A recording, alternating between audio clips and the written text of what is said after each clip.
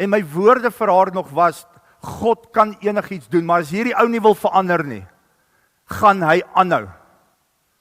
Hy moet tot bekering kom en na God toe draai. Jy lê nou in die hospitaal, maar kan jou beloof, een van die dae gaan jy in die mortuary lê. En dan is dit te laat. Wat ek wel gaan doen is, ek gaan bid dat die Here vir jou gaan wysheid gee, om die regte besluite op die regte tyd te maak. En ons het vir haar gebid. En na 'n hele lang ruk het sy weer gekontak en gesê, sy het die courage gekry om uit te stap.